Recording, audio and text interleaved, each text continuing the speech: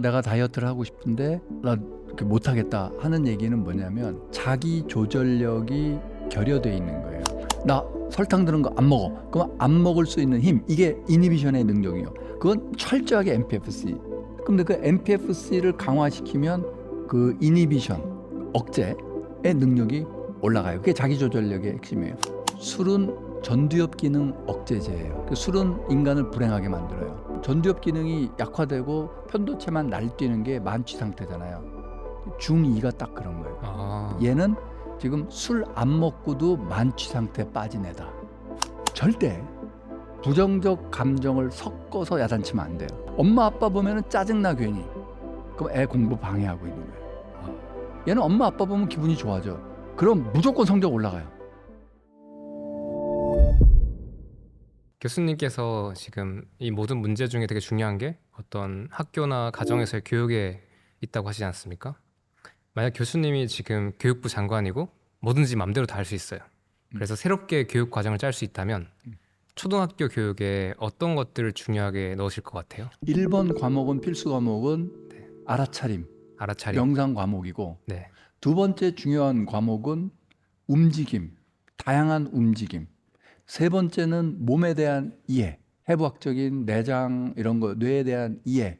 네 번째는 감정이 어떻게 되고 어떻게 되는가 하는 그 이해. 다섯 번째는 우리 미디어 이 시스템을 어떻게 소비하고 이거의 해악으로부터 어떻게 빠져나올 수 있는가 하는 거. 그다음에 여섯 번째는 우리가 어떻게 행복해지는가, 어떻게 하면 남을 위해 살 수 있는가. 그냥 말 그대로 네. 인생 짧게 한 번 사는데 내가 혼자 잘 먹고 잘 사는 방향으로 가면 반드시 불행해질 거다라는 걸 여러 사례로 보여주면서 타인을 위해서, 이 공동체를 위해서 내가 할 수 있는 일이 뭐겠는가, 그거를 계속 생각하는 이런 거를 가르치고 싶어요. 그러면 지금 있는 초등학교 교육에서 빼도 괜찮을 것 같은 건 뭐예요? 지금 초등학교 교육에서 빼도 괜찮을 것 같은 거, 일단 영어 교육, 외국어 교육은 빼도 될 것 같고요. 왜냐면 인공지능이 다 하잖아요. 네.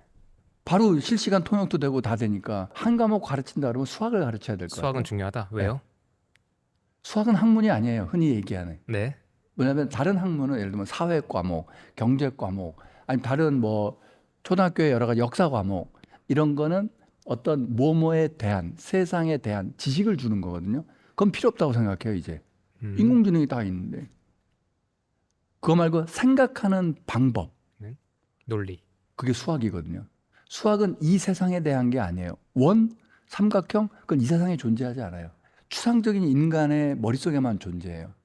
그래서 그런 그 사유의 능력, 수학적인 사고, 그거는 가르쳐야 돼요. 그것만 가르치면 돼요. 저는 이제 아까 말씀하신 거에 포함될 수도 있지만 그 논리 있잖아요.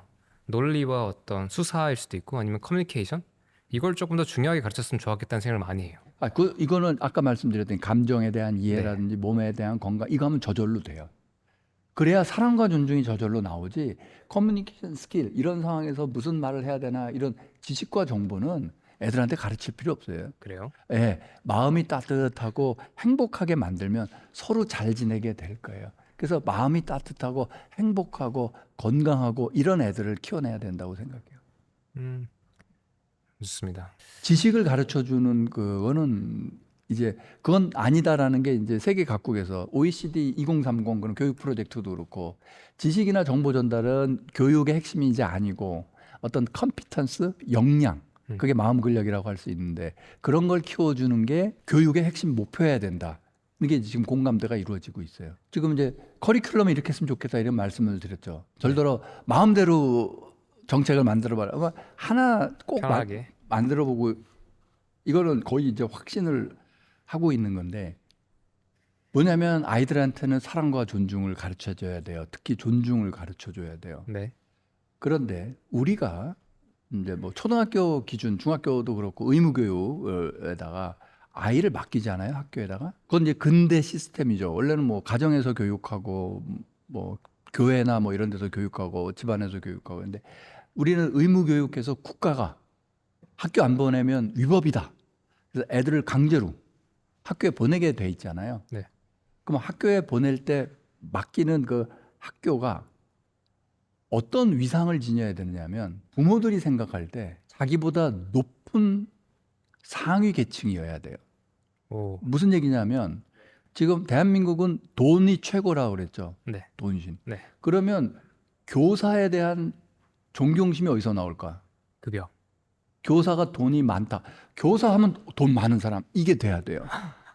맞네요. 그러면 대한민국은 돈이 다니까 부모 입장에서 볼 때 학교 우리 초등학교 우리 애 학교 다니면서 저 사람은 분명 나보다 돈 많이 벌어. 저 사람은 내가 변호사고 내가 의사인데 보통 요새 네. 내가 변호사고 내가 의사인데 말이야 당신 나 누군지 알고 교사를 무시하죠. 왜? 확신하거든.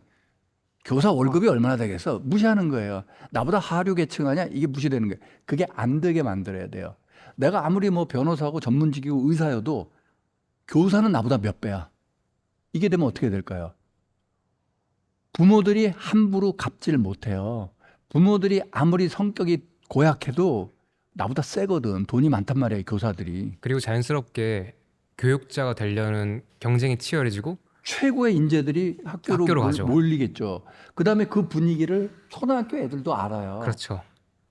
초등학교 애들의 꿈이 뭐예요? 꿈이 뭐예요? 교사 되는 거예요. 최고의 아니 프로 게이머보다 돈 더 많이 번데 야구 선수보다 돈 많이 버는데 막 이렇게 되면 어떻게 되겠어요? 와. 그러면은 교사에 대한 존경심 저절로 생기죠. 부모들이 학교 가서 갚지를 못하죠.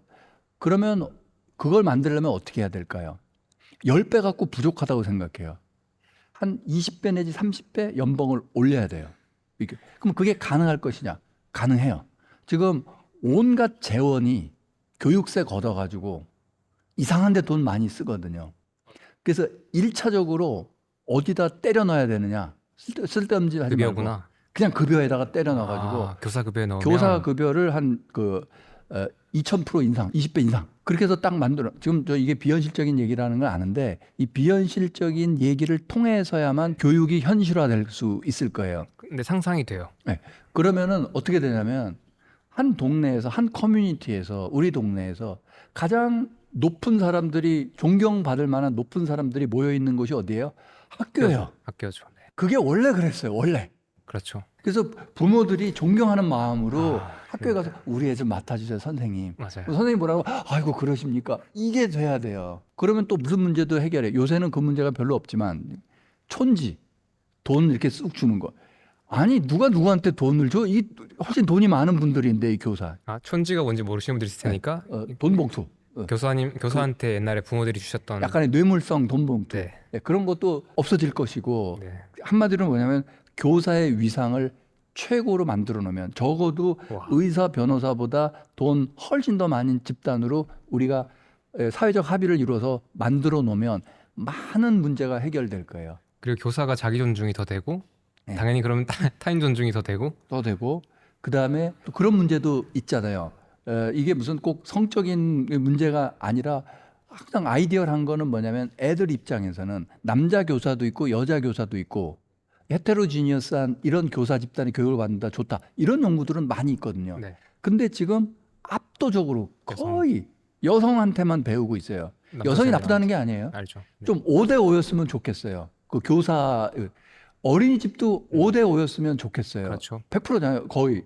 물론 남자 보육교사도 간혹 있습니다. 근데 거의 없다고 볼 수도 있죠. 네. 5대 5 여기도 5대 5 돼야. 근데 그거 5대 5를 만들려면 어떻게 하면 될까요? 연봉 한 20대 올려놓으면 그래도 5대 5까지는 안 될 거예요. 여학생들이 공부를 잘하니까 교사 시험에 다 뭐 7대 3까지는 되겠죠.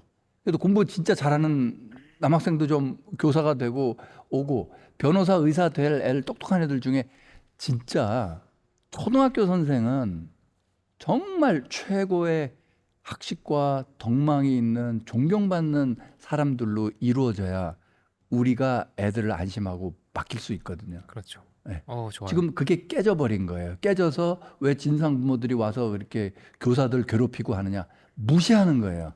교사 월급 얼마 안 된다. 나보다 하층민이다라고 생각하고 막대하는 거예요. 그걸 바로 잡으려면 여러 가지 방법이 있겠지만 제일 빠른 방법은 한 20배 연봉 인상. 네. 왜냐하면 대한민국은 돈이 최고인 사회니까 돈으로 교사의 위상을 잡아준다. 만약에 마음대로 하라 그러면 커리큘럼은 그렇게 고치고 교사 연봉 이렇게 올리고 그러면 그 효과가 한 10년, 20년 뒤에 나타나겠죠. 김주환을 교육부로. 아니 이건 교육부 장관이 누가 한 사람이 된다고 해서 안 되죠. 이 고쳐지지 할수 없죠. 않을 거예요.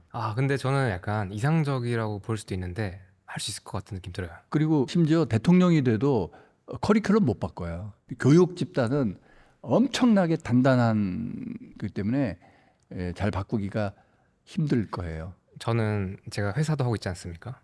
저 회사에서 다른 방식 돈도 벌고 있고 그 이유 중에 하나가 결국 세상이 돈으로 굴러가기 때문에 이 자원이 있어야지 다양한 방식으로 세상을 바꿀 수 있다는 걸 제가 이해해서인데요. 그래서 지금 말씀하시는 거를 만약에 공교육에서 적용하기에는 너무 쉽지 않을 것 같은 느낌이 드는데 만약에 그 사교육에 적용을 한다면 어떤 걸 할 수 있을까라는 이야기가 교육은 이미 적용이 돼 있잖아요. 유명 학원 강사는 엄청 돈을 많이 벌고 그 사람들은 엄청난 존경을 받고 있죠. 그것도 사실이죠. 음. 근데 문제는 그 방식으로는 전통적인 어떤 이 시스템만 더 강화시킬 뿐이지 사회가 바뀔 수는 없잖아요. 제가 지금 머릿속에 있는 어떤 그림이 있어서 말씀드려보는 건데 아니면 예를 들어서 이렇게 될 것 같아요. 김주한의 어떤 주한 캠퍼스라고 해볼게요. 어떤 김주한 대학교라고 쳐볼게요. 내면 소통 아카데미 아까 만드는 거예요. 근데 이게 예를 들어 그거 만들었다고 치고요. 사기관이긴 한데 여기에서 공부한 애들은 여기를 학원이라고 쳐볼게요. 학교는 가야 되니까 학교 갔다가 마치고 여기 가는데 여기 다니는 애들이 다 뭔가 나중에 너무 잘 되는 거야. 그래서 여기 나온 애들이 다 뭔가 급여도 잘 받고 여기 자체가 너무 이제 또 자원이 많이 몰려서 여기에서 가르치는 선생님들한테도 아까 말씀하시는 그런 이제 인정과 어떤 존경과 급여와 보상이 다 들어가는 거예요. 그러니까 그래서 되게 인재들이 변호사, 뭐 검사, 의사 되는 게 아니라 나 여기서 일해볼래. 나도 거기서 가르치는 사람이 되고 싶고 선생님이 되고 싶어. 그렇게 됐을 때 그리고 거기서 낳은 아이들이 또 잘 되고 했을 때 거기서 또 부모들과 자녀들과 또는 이 교사, 이 다양한 주체들 간에 서로 존중이 되고 협력이 일어났을 때 그때 이제 결국에는 아웃풋도 되게 좋을 것이고 그게 어쨌든 우리가 자본주의 사회는 바꾸기 쉽지 않으니까 그런 방식으로 저는 약간 좀 되지 않을까라는 생각이 들었습니다.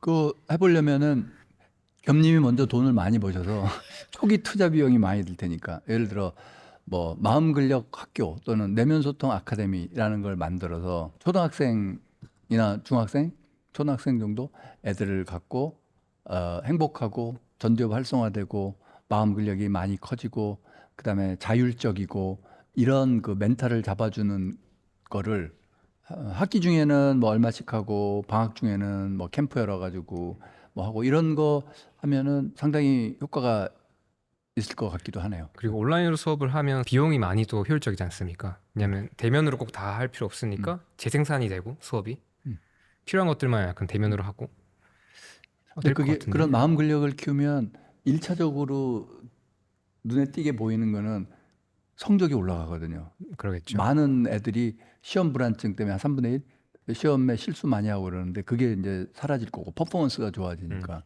그리고 마음 근력을 키우면 끈기, 과제 지속력 네. 이런 게 올라가니까 노력하는 힘도 생기고 네. 그다음에 자기 주도성 생기니까 딱 계획을 세워서 난 오늘 하루에 2시간만 게임을 할래. 중학생이 이제 2시간 게임하고 딱 자기가 계획해서 즐겁게 게임하고 즐겁게 공부하고 그러다 시험 때 다가온다. 1시간만 게임해야 되겠다.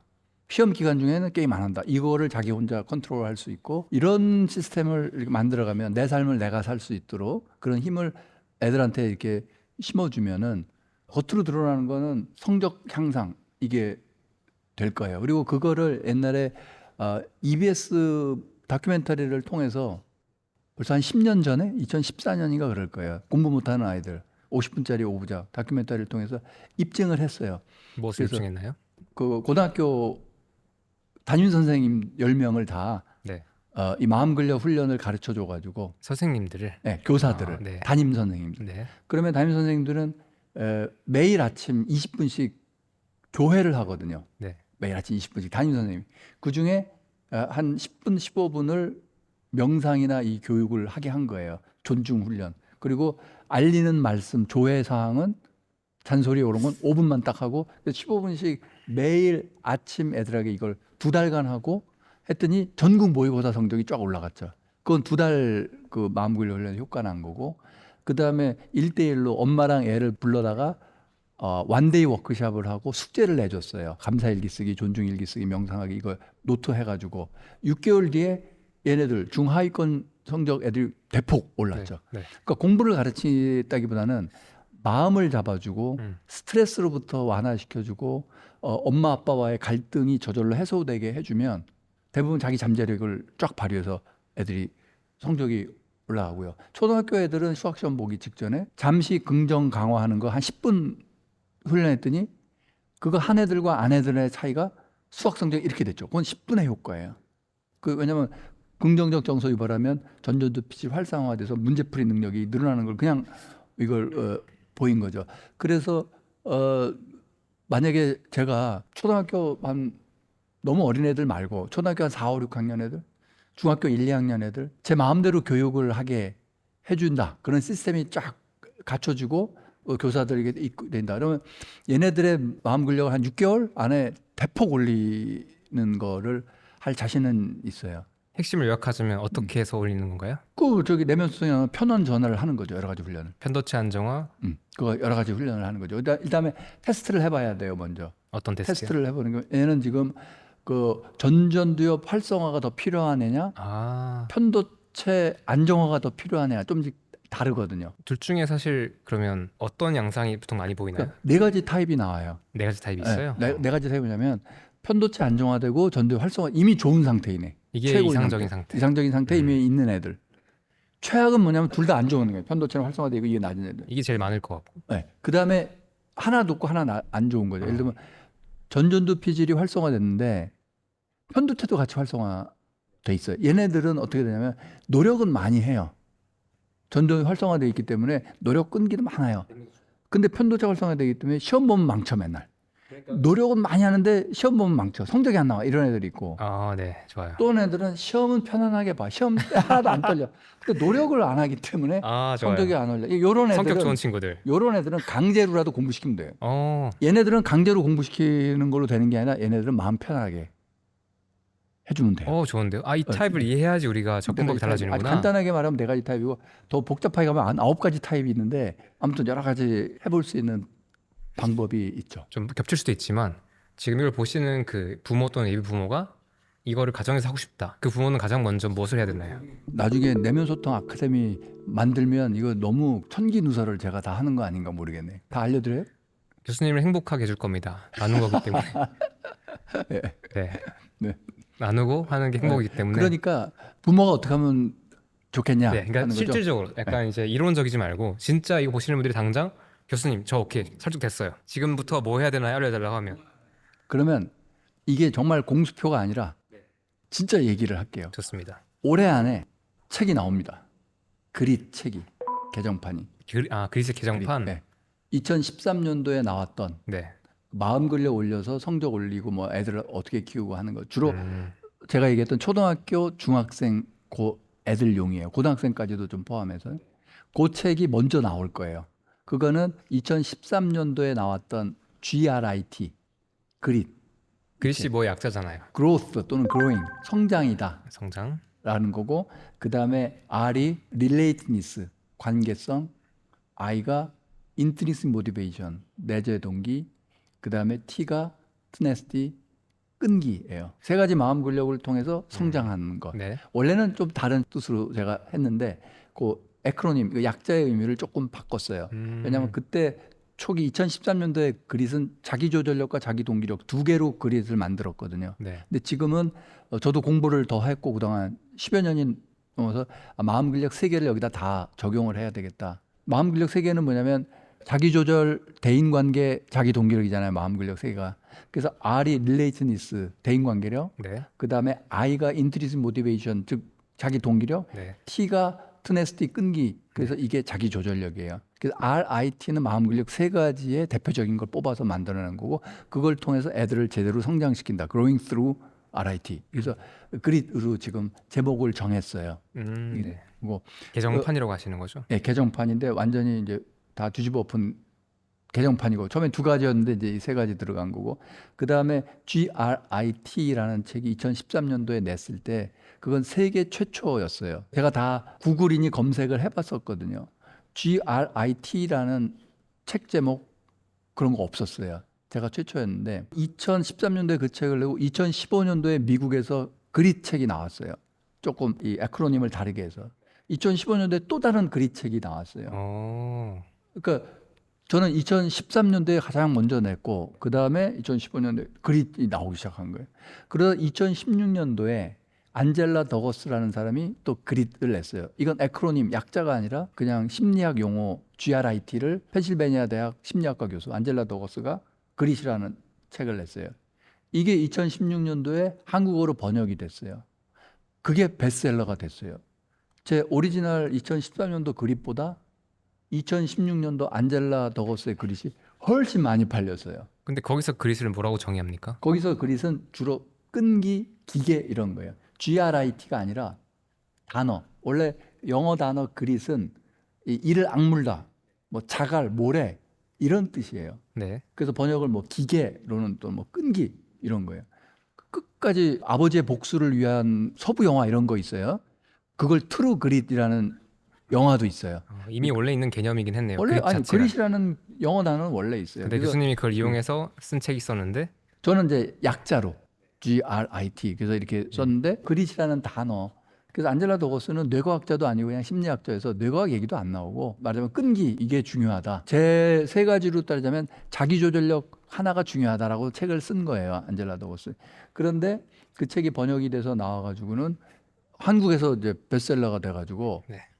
다 이게 오리지널인 줄 아는 거예요. 묻혀버렸네요. 네, 3년이나 앞서 있는데 네. 제 책도 좀 팔리긴 했지만 이 정도는 아니었단 말이에요. 아, 그래서 어느 댓글이나 뭐 이런 거에 막 비판적인 댓글에 아까 악플 얘기했는데 악플이 이런 게 달리는 거예요. 아니 이 사람은 안젤라 더거스한테 허락이나 받고 썼나? 어쩌면 제목도 똑같이 그러니까 무슨 얘기냐면 미국 사람이 쓴 거랑 한국 사람이 쓴 책이 똑같다 제목이. 그럼 당연히 한국 학자가 미국 걸 베꼈을 거다. 이렇게 생각하는 사대주의가 있는 거죠. 제가 3년이나 앞섰는데 세계 최초의 그릿을 쓴 사람인데 GRIT 영어로 쓴 제목까지 똑같아요. 이 출판사도 좀 고약한 게 제 책이 있는데도 번역서를 그냥 똑같이 GRIT래 가지고 내는 바람에 제가 이걸 절판을 시켰어요. 2005년 만에. 절판이 된 겁니까? 시킨 겁니까? 제가 그러니까 계약을 더 이상 안 맺은 거죠. 그러니까 좋아요. 5년 지나면은 이제 출판사 보통 계약이 5년 지나면은 재계약을 맺어야 되는데 제가 2018년도에 재계약을 안 맺었어요. 그리고 이걸 절판을 시켰어요. 네. 그리고 놔뒀는데 이제 그 내면 소통을 낸 인플루엔셜 출판사에서 관심을 갖고 이 책의 개정판을 내자. 그래서 지금 준비 작업 중이고 올해 반드시 나옵니다. 한 두세 달 안에 나올 거예요. 그러면 거기에 지금 질문하신 거 자세하게 부모로서 어떻게 해야 되는가, 부모에게 주는 주로 그런 팁, 그런 내용으로 꽉 차 있는 책이에요. 그런데 이제 보시는 분들은 당장 마음이 좀 급하잖아요. 네. 그러면 그 팁들을 핵심만 약간 개념만 전달한다면 대표적으로 뭐가 있나요? 대표적으로 먼저 이제 편도체를 안정화시켜야 되겠죠. 네. 그래서 아이들은 아주 중요한 개념 중에 하나가 우리 뇌가 어려서부터 발달을 하는데 이 편도체는 변연계 저 밑에 저 속에 있거든요. 그래서 1층, 2층, 3층으로 치자면 3층이 맨 나중에 발달을 해요. 그게 대뇌 피질이에요. 그게 의식을 담당해요. 근데 의식을 담당하는 것보다 더 밑에 말하자면 무의식의 작동법이죠. 그 변연계. 그 변연계에서도 더 밑에 그게 편도체거든요. 네. 그래서 편도체는 활성화되잖아요. 그건 무의식의 문제. 우리가 몰라요. 그래서 편도체가 활성화되면은 우리가 화난 걸 어떻게 하느냐, 두려운 걸 어떻게 하냐. 얘가 활성화된 자체는 모르는데 얘가 활성화돼서 우리 몸의 변화가 온단 말이죠. 그 몸의 변화를 3층 피질에서 픽업해서 알게 되는 거다. 이런 거예요. 그래서 무의식의 영역인 이 편도체, 얘가 먼저 완성이 돼요. 그리고 편도체를 컨트롤할 수 있는 전전두 피질. 그 중에서도 맨 나중에 완성이 되는 게 MPFC, 내측 전전두 피질이에요. 제가 늘 얘기하는 미디아 프리프론탈 코텍스, MPFC. 얘는 맨 나중에 완성이 돼요. 그래서 얘가 완성이 돼야 얘가 균형을 이뤄서 네. 얘가 좀 올라가면 얘가 내리 누르고 컨트롤이 되고 이게 시소처럼 이렇게 움직이는데 하나가 올라가면 하나가 좀 내려갈 수 있는. 네, 이게 움직이고 얘가 서로 이제 견제하고 요런 프론토 아믹달라 커넥션이라고 이 MPFC랑 이 아믹달라는 딱 연결이 돼서 이게 되는데 그 연결이 쫙 되는 거는 거의 24세, 25세나 돼야 이게 완전히 연결이 돼요. 아, 그래요? 만 25세가 돼야 MPFC가 완성이 돼요. 아, 그래서 그 나이 때 정신을 좀 차리는구나. 네, 그래서 MPFC가 완성된 걸 흔히 대가리에 피가 말랐다 이런 얘기를 하는 거죠. 그게 안 되면은 어떻게 되냐면 편도체를 컨트롤 못 해요. 아, 그 시기까지 제대로 그걸 못하면 네. 그래서 그러니까 이 전전두 피질이 약화가 되기 때문에 셀프 컨트롤이 안 되고 예측력, 자기 조절이 안 돼요. 그래서 만 25세까지는 예를 들면 운전을 하죠. 충동적으로 운전할 가능성이 큰 거예요. 그래서 26세부터 보험료를 깎아주는 거죠. 야, 너 이제 MPFC 다 컸네, 26세니까. 그래서 보험료 깎아주는 거죠. 그리고 실제로 통계를 보더라도 만 25세 미만은 충동적 폭력 범죄가 많은 반면 네. 만 26세를 넘으면 경제사범 등 사기치고 이 전전두 피질형 범죄가 올라가요. 범죄를 놓고 보더라도 지능형 범죄. 네, 지능 이게 사람의 뇌가 그렇게 완성이 돼요. 그래서 MPFC는요 만 25세 완성이 되기 때문에 교육에 영향을 가장 받는 뇌 부위예요. 거기 우리가 교육을 하는 거죠. 자, 근데 이 얘기를 왜 하냐면 청소년기는 먼저 뭐가 완성이 될까요? 편도체가 훨씬 먼저 완성이 돼요. 그래서 편도체는 완성이 돼서 얘가 편도체가 활성화되고 막 두려움, 분노, 막 감정을 쏟아내는데 이 컨트롤, 이 전전두 여기서 피질에서 MPF에서 컨트롤 못하는 상태. 그래서 얘는 형편없이 약한데 얘만 센 상태. 이 간극이 제일 클 때가 중학교 2학년 때쯤이에요. 그래서 그걸 병이라고 하죠. 중2병. 이건 사람이 아닌 거예요. 그냥 편도체형 인간인 거예요. 사람이 아니라고 보면 돼요. 인간이 아닌 거예요.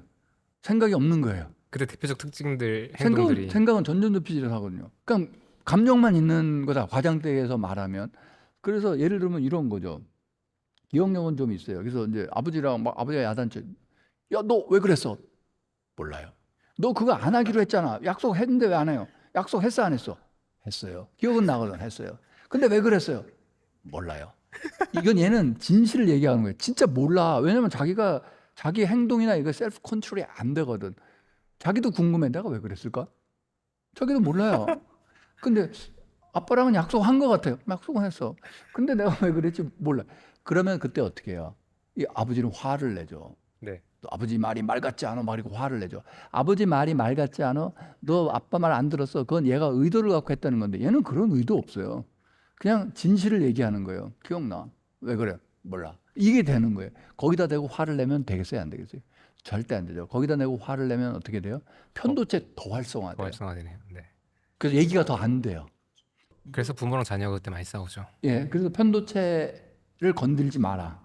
이게 청소년기 애를 지닌 학부모한테 드리는 말씀이에요. 전전두 피질이 작동을 안 하고 편도체만 활성화되는 상태가 딱 어느 상태냐면 만취했을 때, 술에 취했을 때예요. 술은 전두엽 기능 억제제예요. 그 술은 인간을 불행하게 만들어요. 전두엽 기능 억제제니까. 술 마실 때 처음에 좀 기분 좋아진 것 같죠. 그건 소셜 드링킹, 친구랑 같이 뭐 건배 이래서 기분 좋아진다고 착각하는 거지. 술을 방에 혼자 앉아서 문 닫아 걸고 처음부터 마셔봐요. 처음부터 기분 나빠져요. 술은 기분 나쁘게 만드는 거예요. 기분 절대 아니, 전두엽 기능 억제제라니까요. 이건 교과서에 나오는 얘기가 믿으시면 돼요. 예. 오, 술은 사람을 불행하게 만들어요. 그리고 불안하게 만들어요. 왜냐하면 전두엽 기능 억제되니까 편도체 활성화되고 이래서 불안하고 화나게 만들어요. 술은 그래서 사람을 공격성을 높여요. 술 마시면 공격적으로 돼요. 충동적이고. 술 먹고 해서 남을 패든지 싸우든지 이런 일이 많이 생겨요. 폭력적으로 많이 변하고. 그렇죠. 네. 그게 언제냐? 전두엽 기능이 떨어지고 편도체만 난리치면 그게 술 먹으면 그 상태가 되는 거예요. 근데 이런 가정이 많더라고요. 네. 술 먹고 뭐 가정 폭력하고 많죠. 네. 자, 그런데 그게 딱 뭐냐면 전두엽 기능이 약화되고 편도체만 날뛰는 게 만취 상태잖아요. 중2가 딱 그런 거예요. 아, 좀 이해가 잘 되는데요. 그러니까 중2는 어떤 상태냐? 여러분이 만약에 사춘기 자녀를 갖고 있으면 얘는 지금 술 안 먹고도 만취 상태에 빠진 애다. 이걸 이해하시면 돼요. 그럼 어떻게 할까 그거 어떻게 돼? 그 우리는 만취자를 대하는 태도가 이거잖아요. 여기서 이러시면 안 됩니다.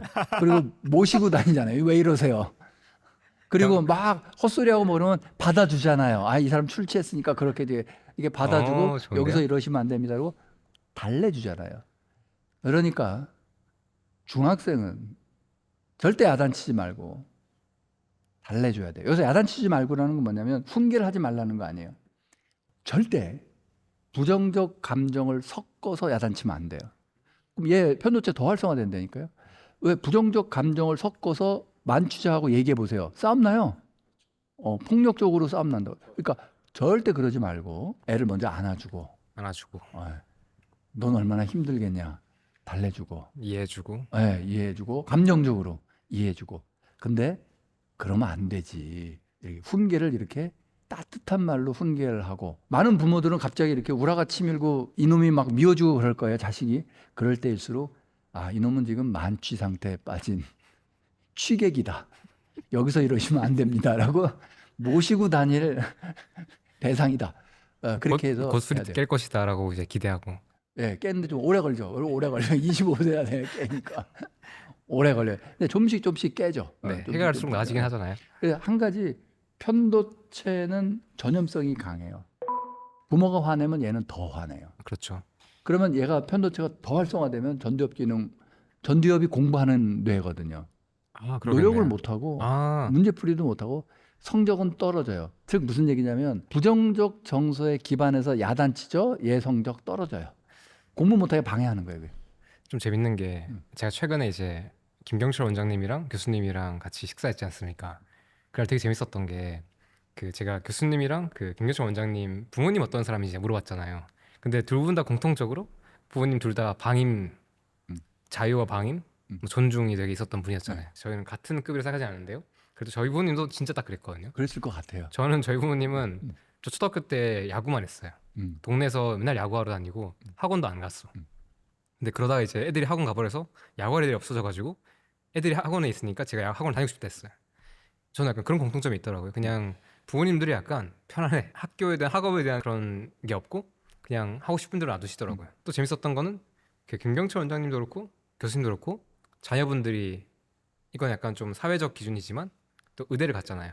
그러니까 보통 우리 어머님들이 아버님들이 많이 원하시는 걸 나가시잖아요. 자녀분들이. 근데 그것도 보면 두 분 다 또 성격 자체가 자녀들한테 또 방임 또는 자유와 존중, 취객을 대하는 마음으로 대하시는 느낌이 있었어요. 그러니까 완전히 네 맘대로라 방임이라기보다는 네. 자율성을 주는 거죠. 자율성, 존중과 자율. 도와주는 거. 그러니까 엄마 아빠는 도와주는 거지. 그러니까 그 말을 우리는 하면 안 돼요. 공부를 시킨다? 불가능한 일이에요. 공부 못 시켜요. 공부는 시킬 수가 없어요. 다만 부모가 효율적으로 할 수 있는 거 있어요. 애들 공부 방해는 할 수 있어요. 편도체 활성화시키고 네. 게임한다고 컴퓨터 때려부시고 야단치고 그러면 애들 공부 확실하게 방해할 수 있어요. 근데 공부를 하게 시키는 거 그거는 불가능해요. 그걸 확실히 알아두셔야 돼요. 그러네요. 그러니까 이 방송을 보는 분들 꼭 그거를 아셨으면 좋겠어요. 우리 애 공부시켜야 되는데 라고 생각할수록 여러분은 공부를 방해하고 있을 가능성이 굉장히 커요. 제가 그 예전에 어느 방송에 그 가수 이적이 나왔는데 이경규 씨인가가 아니 어떻게 형제들이 맞아요. 다 서울대 갔다면서요. 다 서울대 갔죠. 부모 엄마가 어떻게 교육시켜길래 삼형제가 다 서울대를 갔어요 했더니 딱 정확하게 얘기하잖아요. 공부는 네 일이다. 평생 나는 공부해라. 엄마가 공부해라 하는 얘기를 한 번도 못 듣고 살았다. 근데 그 말을 듣는 순간 저도 그랬거든요. 저도 그래서 제가 그 벌써 한 10여 년 됐을 거예요. 페이스북에 야 이거 신기하다. 이적이 이런 힐링 캠프인가 뭐 이런 프로그램에서 이적이 이런 얘기를 했네요. 생각해보니 저희 부모님도 공부하라는 얘기 한 번도 한 적이 없어요. 그랬더니 댓글을 다는데 우리 부모도 그랬어요. 우리 부모님은 나한테 공부한 적이 없어. 우리 부모님도 그랬어요. 대부분 뭐 서울대 교수 뭐 하도 공부 잘했던 분들이 다 그런 거예요.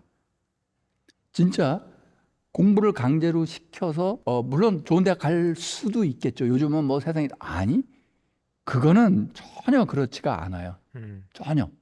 만약에 부모가 공부를 강제로 시켰는데 애가 서울대를 갔다. 강제로 안 시켰으면 더 잘했을 거예요. 그럴 수도 있겠네요. 진짜 그건 확실하게 이거를 잊어버리면 안 돼요. 부모는 우리는 애를 공부 강제로 시킬 수는 없어요. 그런데 공부해라 그러면 애가 공부하기 더 싫어할 거예요. 그러니까 제발 그냥 놔두세요. 놔두면 할 가능성이 더 커요. 그러면 또 이제 또 거기 반론이 또 많아요. 제가 이런 강의 때 이런 얘기하면 반론. 그거는요 교수님이 알아서 공부하는 스타일이니까 부모가 아무 말도 안 했죠. 아마 교수님은 부모님이 어머님이 하라고 하기 전에 공부를 했을 거예요. 아니거든요. 어쨌든 그렇게 믿어요. 우리 애는 공부하라는 얘기 안 하면 진짜 안 해요. 그러면 공부하라는 얘기를 안 했더니 공부를 안 해. 그럼 공부하라는 얘기를 하면 할까 그런 애가 더 안 해요. 그건 진짜 더 안 한다고. 그래서 그런 애는 공부하라는 얘기를 안 해도 안 하고 하면 더 안 하는 거거든. 그러니까 안 하는 게 나아요. 차라리 공부하라고 강요해서 공부하게 될 가능성은 제로 정도가 아니라 마이너스다. 그러니까 좀 제발 좀 그냥 놔둬라 이 얘기입니다. 애를 존중만 해라. 존중. 첫 존중해라. 번째가 약간 편도체 안정화를 시켜주는 게 중요하고 네. 부정적 감정들 지금 이미 활성화된 상태이기 때문에 두려움과 불안 속에 이미 있는 상태이기 때문에 자녀들이 좀 그걸 가라앉힐 수 있게 도와주는 것, 존중하는 것. 혹시 이외에 또 부모가 해야 될 게 있나요? 그러니까 이렇게 얘기하면 요즘 때가 어느 때고 요즘 입시가 얼마나 되고 옛날 얘기하고 있어. 아니라니까. 인간의 뇌의 작동 방식을 이해하면 그렇게 애를 감시하고 개입하고 하는 게 얼만큼 내재 동기나 공부할 능력을 떨어뜨리는지 알 거예요. 많은 애들이 시험 불안증에 시달리는 이유는 수학 시험지를 받고 수험 보는 순간 엄마의 화난 얼굴이 뒤에 한편에 떠오르는 거예요. 내 이 수학 시험 못 풀면 엄마가 화낼 텐데. 그럼 편도체가 활성화된 상태에서 문제를 풀어요. 그래서 퍼포먼스가 떨어지는 거예요. 다시 말해서 애는 시험지를 받아들면 수학 시험지와 나 이건 내 일이고 내 삶이고 얘 생사 여탈이 담겨 있는. 여기서 끝나는 거지.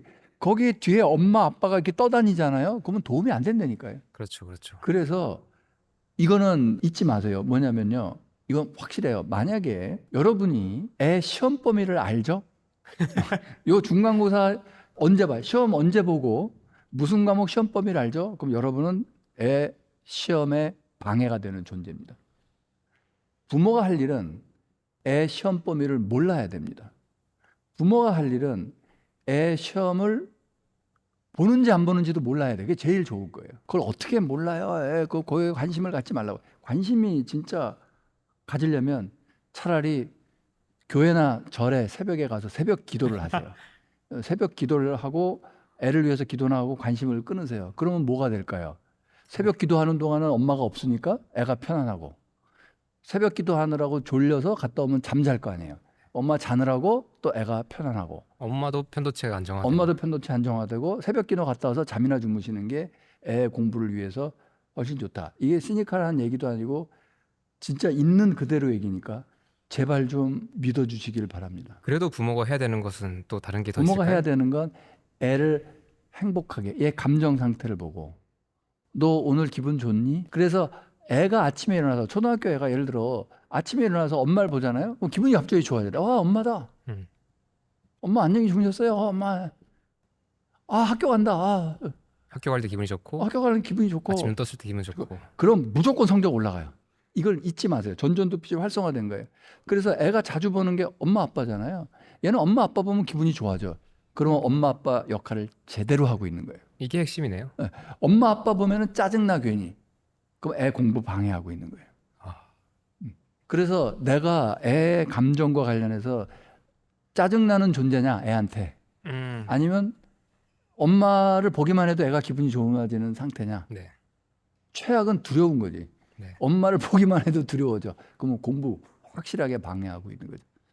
와. 그래서 내가 애 편도체를 안정화시키고 이제 이걸 먼저 들여다봐요. 그래서 엄마 아빠가 아무런 노력을 안 해도 된다는 게 아니에요. 이 삶이 힘들고 이 환경 속에서도 애한테는 늘 웃는 낯으로 애를 행복하게 해주려면 얼마나 노력을 해야 되겠어요. 그런 감정적인 노력이 훨씬 더 중요하다. 이런 말씀을 드리는 거예요. 그리고 한 가지 더 드는 생각이 저는 저희 어머니가 약간 그런 역할을 해주셨고 또 아버님께서 되게 감사하게도 했던 것 중에 하나가 경제적으로 사실 어려운 시간도 많았는데 아버님께서는 그거를 지켜내시는 역할을 좀 하셨던 것 같아요. 그러니까 우리가 돈에 대해서 뭔가 너무 이렇게 막 불안하지 않게 해줬던 것도 어떻게 보면 약간 부모님들이 해줬던 것 중에 뭔가가 아닐까라는 느낌도 좀 있어요. 육아라는 것 자체에서 우리가 무엇을 중요하게 할지 조금 더 느껴지는데 한 가지만 저는 되게 중요했던 인사이트 중에 하나가 내면 소통에서 양육자의 내면 소통이 곧 아이의 내면 소통이다라는 말씀하셨던 것 같습니다. 예, 어려서. 네.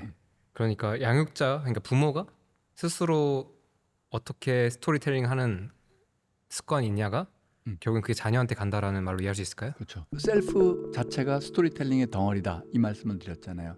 그러면 아까 말씀드렸던 에고 이게 언제 생기냐? 네. 이 기억이 언제 생기냐면 이게 일화기억 스토리들이 쌓여서 나 언제 뭐하고 이게 쌓여있는 게 이게 에고라고 그랬잖아요. 그러면 그게 언제 생기냐면 일화기억이 생기기 시작할 때부터 생겨요. 그건 정확하게 만 3세 이후에요. 만 3세 반, 네. 만 3.5세 네. 됐을 때부터 그게 생겨요. 그래서 만 3.5세 이전에는 예를 들어 만 2세, 만 1세 이때는 예를 들어 만 2세라고 칩시다. 2살 말도 할 수 있어요. 하지만 셀프가 없어요. 그 당시는 자타 구별이 잘 안 돼요. 타인의 관점에 쓸 수도 없어요. 그래서 만 2세나 만 2.5세 애들은 거짓말을 못 해요. 내가 이걸 아는데 거꾸로 이렇게 얘기해서 상대방을 속여 이걸 못 해요. 그래서 그 만 2.5세, 만 3세 이런 애들 셀프가 생기기 전에 애들 얘네들을 우리는 천사라고 부르는 거예요. 걔네들 입에서 나오는 모든 말은 그때 애들 목소리도 예쁘거든요. 3살짜리 애들 목소리 정말 예뻐요. 그리고 그 입에서 나오는 모든 이야기는 진실이에요. 자타 구별이 없어요. 타인과 나의 구별. 이기적일 수가 없어요. 거짓말을 못해. 요게요. 그런데 만 3.5세 되면 그때부터 theory of mind, 마음 이론이라는 게 생겨요. 그게 무슨 학술적 theory가 아니라 내가 이러니 저렇고 저러니 저렇다. 이론. 내가 이걸 보고 이렇게 타인의 관점, 역지사지의 능력이 생겨요. 네. 엄마의 관점과 내 관점을 구분해서 볼 수 있게 돼요. 거짓말의 능력이 생겨요. 그걸 다른 말로 멘탈라이제이션, 뭐 정신화 이렇게도 표현을 해요. 그게 생기는 게 만 3.5세예요. 그래서 그때부터 뭐가 돼요? 스토리텔링이 돼요. 나는 뭐 하고 이렇게 됐어. 왜냐면 내 관점이니까 나는 이렇게 했어. 그래서 한번 생각을 해보세요. 가장 어렸을 때 기억이 몇 살 때부터 나요? 5살? 보통 5살. 그게 만 3.5세. 그러네요. 그러네요. 맞네요. 만 3점, 아. 만 4세 이때부터 기억이 나요. 그렇죠. 만 2세는 기억이 안 나요. 어떤 사람은 우기는 사람도 있어요. 나 돌 때 돌상에서 뭘 집었는지 기억난다. 그거 아마 꿈꾼 거지 실제로는 기억이 안 나요. 즉 셀프가 없게 돼요. 그래서 우리는 주민등록번호상의 생년이 내 삶의 시작이 아니에요. 그거로부터 더하기 3.5 그때부터 내 셀프가 쌓여가기 시작한 거예요. 이 스토리텔링 이게 에고가 쌓여가는 거예요. 그때가 많이 중요해지나요, 그러면? 근데 문제는 뭐냐면 요게 쌓이기 시작하는데 그 이전에 무슨 일이 있어요. 1살, 2살, 3살 때 네. 끊임없는 스토리텔링을 주 양육자랑 해요. 아빠든 엄마든. 네. 보통 엄마들은 혼잣말처럼 어이구 그랬어. 어이구 우리 아들 이쁘다. 어이구 그렇구나. 어이구 똥 쌌어. 엄마가 기저귀 갈아줄게. 배고프니? 이 얘기를 계속 들어요. 들으면서 셀프가 형성돼 가요. 그 스토리를 들으면서. 그때는 흐리멍덩하죠, 셀프가. 그래서 그게 점점 쌓여서 만 3.5세는 나라는 의식이 생기는 거예요. 나라는 스토리텔링의 방식이 생기는 거예요. 그 나라는 스토리텔링에 거기에 그냥 쫙 짜여진 스토리텔링의 대부분은 주 양육자가 나한테 해준 말이에요. 그래서 회복탄력성 같은데 제 책에도 썼지만 1살, 2살, 3살 이 어린 시절에 사랑받는 게 왜 중요하냐. 그게 마음 근력의 기초가 된다. 이런 얘기를 했잖아요. 그 1살, 2살, 3살 때 사랑받는 경험, 그때 들었던 다정한 목소리, 그게 뭐가 되냐면 셀프 안에 빌트인이 돼요. 그러니까 만 3.5세 이후에 내가 스토리텔링하는 그게 아니라 내가 자체적으로 스토리텔링하기 전에 나의 셀프라는 스토리텔링 안에 짜여져 들어와요. 빌트인 돼요. 뭐 어떤 게 빌트인 돼요? 자기 가치감. 나는 소중한 존재구나. 내가 배고파서 울었더니 엄마가 젖주는구나. 이게 들어와. 이 세상에 누군가, 그때는 엄마인지 뭔지 모르지. 이 세상 환경이 누군가 나를 보살펴주고 있구나. 이 우주는, 이 세상은 나를 반기는구나. 이 세상에서 나는 소중한 존재구나. 똥 싸서 불편해서 우니까 똥기저귀를 갈아주네. 이게 빌트인 돼요. 와. 이거 없으면 우리 못 살아요. 이게 뭐냐면 기본적인 자아 가치감이에요. 그러니까 셀프가 생기기 이전에도 아주 그 원초적으로 박혀 들어와 있는 이게 뭐냐면 나는 소중해 느낌이에요. 자기 가치감. 자기 가치감. sense of self worth. 나는 소중해. 이 나는 소중해가 나중에 자기 존중감이 되고 나는 소중해가 이 사회적 어떤 그 적응력의 기본이 돼요. 왜냐하면 살다 보면 나는 소중해가 깎여 나갈 게 있죠. 그래서 나는 소중해 자기 가치감이 깎여가지고 나는 쓰레기야가 되면 자기 가치감이 제로가 되죠. 그러면 사람은 자살 충동을 느끼고 죽어요. 쓰레기를 갖다 버리게 돼 있어요. 자기 가치감이 마음 근력의 기본이고 우리를 지켜주는 원동력이 돼요. 근데 이게 그러면 그 시절에 그 사람 못 받은 사람들은 그 사랑을 못 받은 사람들은 굉장히 위험해요. 그거 뭐냐면 사회적 부적응자가 돼요. 대부분. 그래서 노숙자가 되거나 아니면 흉악범으로 무기징역수가 돼 있거나 이런 경우가 되게 많아요. 실제로 우리나라 무기징역수 몇 년 전에 10년은 안 됐을 거예요. 그 라이프 히스토리에 대한 연구 나온 거 있거든요. 수백 명에 대해서 어떤 삶을 살았나. 압도적 다수가 어려서 버림받았다 이 얘기를 해요. 어려서 제대로 사랑받지 못하고 자기 가치감이 빌트인이 안 돼 있으면 타인 존중, 자기 존중 이런 거 하기 힘들어요. 인간관계 맺고 사회생활하기 힘들어요. 그래서 우리가 정상적으로 나 그래도 직장 생활하고 뭐 뛰어난 자기 존중감은 아니어도 그래도 직장 생활하고 사람들과 그래도 웬만큼 지내고 잘 지내잖아요. 그러면 1살, 2살, 3살 때 누군가 나를 엄청 사랑해 줬던 거예요. 90%는 엄마인데 엄마 아닌 사람도 많아요. 누군가 나를 사랑해 줬기 때문에 나한테 그 자기 조충이 깔려 있고 그걸 바탕으로 내가 하루하루 살아가는 거예요. 그러면 어쩌면 지금 제가 갑자기 드는 가설은 교수님 유튜브에도 아마 많이 나올 것 같고 제 유튜브에도 되게 많은데 구독자분들 중에서 너무 안 된다 시작도 못한 사람들 무너지고 지속이 너무 안 되는 그런 분들은 사실 이게 스펙트럼 문제잖아요. 이게 그 아까 그러니까 이 사람들은 사랑 받았고 안 받았고의 이진법이 아니라 스펙트럼이잖아요. 그러면 되게 힘든 분들은 사실 어쩌면 거기서부터 문제가 있을 가능성도 있겠네요. 그럴 수도 있고 그거는 조금 그렇게까지 깊이 들어가지 않고 지금 현 단계에서 내가 다이어트를 하고 싶은데 나 이렇게 못하겠다 하는 얘기는 뭐냐면 자기 조절력이 결여돼 있는 거예요. 네. 내가 나를 조절하고 셀프 컨트롤하고 이게 안 되는 거예요. 그럼 그게 왜 안 되냐면 그냥 단순히 뭐 의지가 박약하지 이렇게 얘기할 수는 없어요. 진짜 그분들은 못하는 거예요. 안 하는 게 아니라 못한다고. 저도 그렇게 보여요. 네. 그럼 왜 못하냐면 전전두 피질, MPFC 중심 그 전전두 피질의 기능이 떨어져 있는 거예요.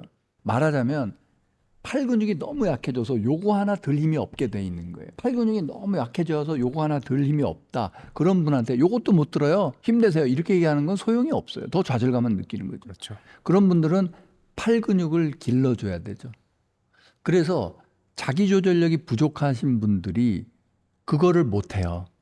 실행에 못 옮기고 또는 자기 조절력의 핵심 중에 하나가 이니비션이거든요. 억제, 네. 절제. 네. 나 담배 끊어야지. 그러면 끊을 수 있는 힘. 나 설탕 들은 거 안 먹어. 그럼 안 먹을 수 있는 힘. 이게 이니비션의 능력이에요. 그건 철저하게 MPFC 이쪽이에요. 근데 그 MPFC를 강화시키면 그 이니비션, 억제의 능력이 올라가요. 그게 자기 조절력의 핵심이에요. 그런데 그거랑 맞물려 있는 게 뭐냐면 편도체가 활성화되죠. 분노, 두려움 이게 활성화되죠. 그럼 전두엽 기능이 떨어져요. 원래 있었어도 예를 들면 편도체가 여기 뒤에 큰 추 같은 거라고 보면 돼요. 원래 웬만큼 팔 근육이 있는데 여기 무거운 게 이렇게 네. 끌어내리니까 이게 와. 못 드는 거예요. 그러니까 먼저 편도체를 안정화시켜서 이걸 좀 놔주면 얘가 좀 움직일 수 있게 되는 거죠. 많은 경우 그게 섞여 있을 거예요. 전두엽 기능도 약화돼 있는 데다가 내 자신에 대한 비난, 난 이것도 못해. 그래서 편도체 활성화돼 있는 그거. 그래서 그거를 좀 잡아주면 그래서 어떤 거를 못 하잖아요. 의지 박약. 글로 돌아서 내가 나를 비난하죠. 더 역효과 나요. 그게 아니라 본인이 알아차리는 것부터 시작을 해야 돼요. 내가 이 이니비션의 자기 조절의 능력이 떨어져 있구나. 절제가 안 되는구나. 절제가 안 되는구나. 자, 그러면 절제력, 마음 근력을 키워야겠다. 그래서 그 노력을 하면 돼. 그러니까 무슨 얘기냐면 설탕 먹어야지 먹지 말자. 여기에 설탕에 집중하는 게 아니라 팔 근육에 집중하는 거지. 여기 이걸 어떻게 들지 얘한테 집중하는 게 아니라 그렇죠. 얘를 들 수 있게 여기 팔 여기에 집중을 해야 돼. 내 근육도는 나에게 달려 있는 추. 아니면 이 축 여기에 이걸 띄어내고 얘 팔 근육하고 그래서 전전두피질을 활성화하는 그 훈련법들 여러 가지 말씀을 드려놨잖아요. 그거에 집중을 해야지. 나는 왜 이거 다이어트 못해 이거에 집중하시면 별로 답이 없죠. 그쪽으로 가는 건. 네. 갑자기 하나 든 생각이었는데 그래서 어렸을 때 학대받은 기억 있는 분들이 알코올 중독이나 어떤 특정 물질 중독이나 어떤 중독으로 많이 가는 것 같다라는 인사이트도 나오는 것 같아요. 그렇죠. 트라우마 아까 얘기했던 가보르 마테 박사 같은 경우에는 트라우마에 대한 반응으로 또는 우울증이나 불안장애에 대한 반응으로 중독으로 빠지는 경우가 많다. 이 경우를 많이 얘기해요. 조금 이야기가 여러 가지 있었는데 결국 우리가 다 잘 살고 싶잖아요. 잘 살고 싶은데 그러면 우리가 아까 부정적 감정에 대해서 얘기했으면 또 행복이라는 감정도 되게 중요한 것 같습니다. 행복의 어떤 뇌과학적인 본질은 무엇일까요?